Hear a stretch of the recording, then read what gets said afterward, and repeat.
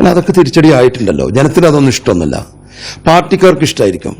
പാർട്ടിയുടെ സജീവ പ്രവർത്തകന്മാർക്ക് ചിലപ്പോൾ അങ്ങനെയുള്ള കാര്യങ്ങളൊക്കെ സഹിക്കാൻ കഴിയുന്ന, അല്ലെങ്കിൽ അതൊക്കെ ഉൾക്കൊള്ളാൻ കഴിയുന്ന ഒരു രൂപത്തിലേക്ക് പിണറായി സഖാവിനെ പോലെയുള്ള ധീരരായ, സമർത്ഥരായ, ഈ 10 വർഷം നിരവധിയായിട്ടുള്ള നടക്കാൻ കഴിയില്ല എന്ന് പറയുന്ന സ്വപ്നതുല്യമായ ഒരുപാട് പദ്ധതികൾ ഈ നാടിന് സമർപ്പിച്ചതൊക്കെ നമുക്കൊക്കെ അറിയാൻ കഴിയും.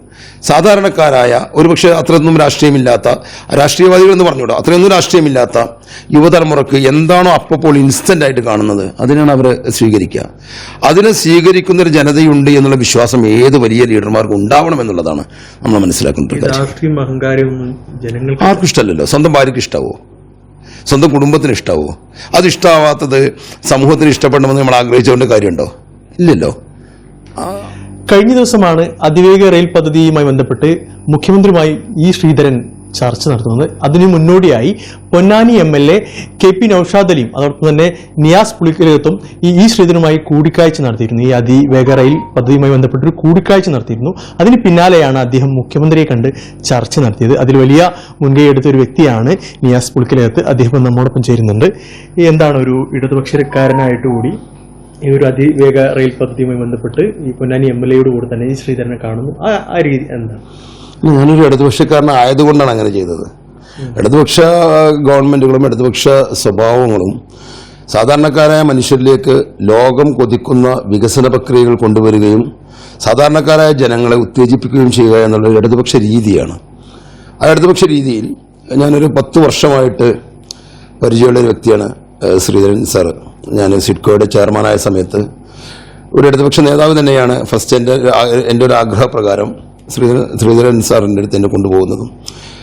സിഡ്കോയിൽ എനിക്ക് വലിയ പുതിയ ഇന്നോവേഷൻ കൊണ്ടുവരാൻ കഴിയുമോ എന്നുള്ള ചർച്ചയുമായിട്ടാണ് ഞാൻ ആദ്യമായിട്ട് അദ്ദേഹത്തെ ബന്ധപ്പെടുന്നതും കാര്യങ്ങളൊക്കെ. ഈ ഒരു ചർച്ചയുണ്ടായത് മിഷൻ മലപ്പുറം 36 എന്ന് പറഞ്ഞിട്ടുള്ളൊരു പുതിയൊരു ബിസിനസ് ഓർഗനൈസേഷൻ ഉണ്ട്. കേരളത്തെ മലപ്പുറം ജില്ലയിലെ ബിസിനസ്സുകാർ നമ്മുടെ ഓയിൽ എക്കണോമി, ഗൾഫ് GCC രാജ്യങ്ങളുടെ ഒരു സാമ്പത്തിക സന്തുലിതാവസ്ഥക്കനുസരിച്ച് കേരളത്തിൻ്റെ, പ്രത്യേകിച്ച് മലപ്പുറത്തിൻ്റെ സാമ്പത്തിക രീതി ചിലപ്പോൾ ഒരുപക്ഷെ ഇന്ന് കാണുന്ന ഐശ്വര്യത്തിൽ നിന്നും വളരെ ഇറങ്ങി താഴേക്ക് പോകുമെന്നുള്ള ഒരു അനുമാനമുള്ളവരാണ് ഞങ്ങളൊക്കെ.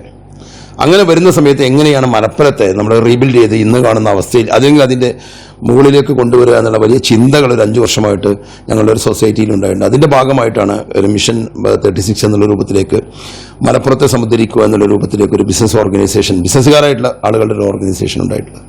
അതിൻ്റെ കീഴിലാണ് ഈ ചർച്ച. മിനിയാന്ത നൌഷാദ് MLA പങ്കെടുത്ത ചർച്ചയൊന്നുമല്ല. അതിൻ്റെ മുന്നേ 2-3 ചർച്ചകൾ ഈ അതിവേഗ റെയിലുമായിട്ട് അതിനെ പഠിക്കാനാണ്. അതിവേഗ റെയിലിനെ പഠിക്കുക എന്നുള്ളതും ഇന്നത്തെ സെൻട്രൽ ഗവൺമെൻറ്റും കേരളത്തിൻ്റെ ജനസാന്ദ്രത കൂടിയ കേരളത്തിലൂടെ അതിൻ്റെ പ്രായോഗികമായ ഒരു രീതിയൊക്കെ വെച്ചുകൊണ്ട് റെയിൽ അല്ലെങ്കിൽ ഒരു അതിവേഗ റെയിൽ, സ്പീഡ് റെയിൽ, എന്ത് പേരിട്ടാലും അങ്ങനെ ഒരു സംവിധാനം കേരളത്തിന് അനിവാര്യമാണ് എന്നുള്ള ചിന്തയിൽ നിന്നുണ്ടായ ചർച്ച.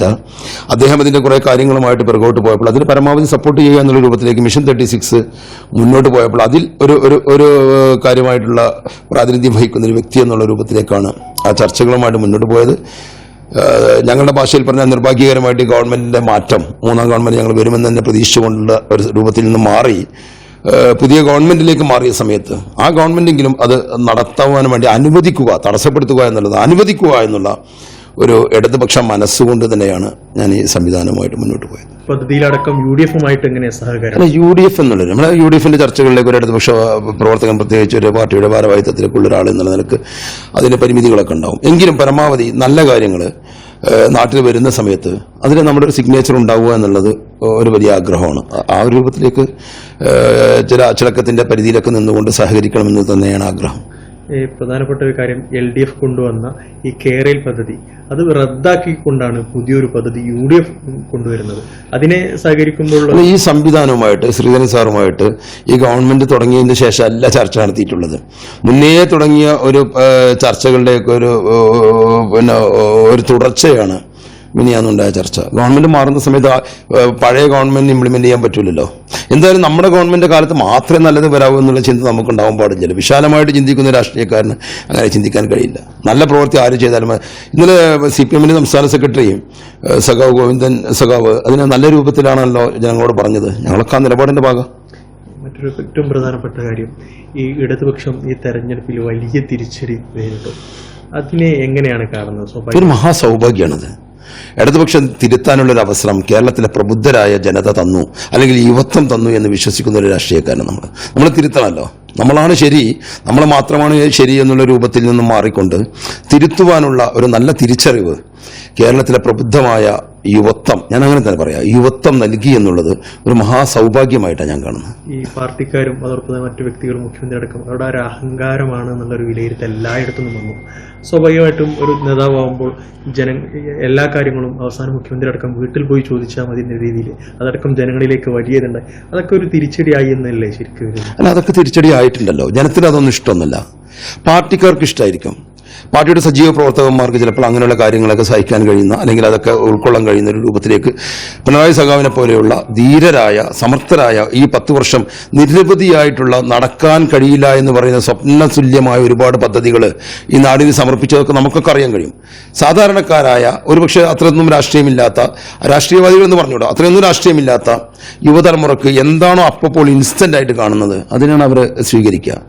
അതിനെ സ്വീകരിക്കുന്നൊരു ജനതയുണ്ട് എന്നുള്ള വിശ്വാസം ഏത് വലിയ ലീഡർമാർക്ക് ഉണ്ടാവണം എന്നുള്ളതാണ് നമ്മൾ മനസ്സിലാക്കുന്നത്. രാഷ്ട്രീയം അഹങ്കാരമൊന്നും ജനങ്ങൾക്ക് ആർക്കും ഇഷ്ടമല്ലല്ലോ. സ്വന്തം ഭാര്യയ്ക്ക് ഇഷ്ടാവോ? സ്വന്തം കുടുംബത്തിന് ഇഷ്ടാവോ? അത് ഇഷ്ടാവാത്തത് സമൂഹത്തിന് ഇഷ്ടപ്പെടണമെന്ന് നമ്മൾ ആഗ്രഹിച്ചുകൊണ്ട് കാര്യമുണ്ടോ? ഇല്ലല്ലോ. അതൊക്കെ തിരിച്ചടിക്ക് വലിയ കാരണമായിട്ടുണ്ട്, ഉറപ്പല്ലേ? ഈ തിരുത്തലുകൾ വരുത്താൻ കഴിയോ ഇങ്ങനത്തെ ഒരു സാഹചര്യത്തിൽ? ഇടതുപക്ഷ രീതികളും ഇടതുപക്ഷ ചിന്തകളും പ്രത്യേകിച്ച് ഇന്നത്തെ ഈ ഫാസിസ്റ്റ് ഇന്ത്യയിൽ അനിവാര്യമാണെന്നുള്ളത് എല്ലാവർക്കും ഉറപ്പാണല്ലോ. എല്ലാ വലതുപക്ഷ, പ്രത്യേകിച്ച് കോൺഗ്രസ്സുകാർക്ക് അടക്കമുള്ള ആളുകൾക്ക് ഈ സംവിധാനങ്ങൾ നിലനിർത്തുവാൻ ഇടതുപക്ഷ ചിന്തകളുള്ള രാഷ്ട്രീയ പാർട്ടികൾ ഉണ്ടാവണമെന്ന് ആഗ്രഹിക്കുന്നവരാണ് നല്ല മനുഷ്യന്മാരൊക്കെ. അപ്പോൾ ആ രീതിയിലേക്ക് ഇടതുപക്ഷം നിലനിൽക്കുമെന്നുള്ളത് ഉറപ്പാണല്ലോ. അങ്ങനെ ചിന്തിക്കുന്ന ഒരുപാട് സഹസ്രക്കണക്കിന് ലക്ഷക്കണക്കിന് ആളുകളുള്ള ഒരു രാജ്യത്ത് ഇത് നിലനിൽക്കുന്ന ഉറപ്പല്ല. നമ്മൾ തിരുത്തിയാൽ മതി, ലീഡർഷിപ്പ് തിരുത്തിയാൽ മതി.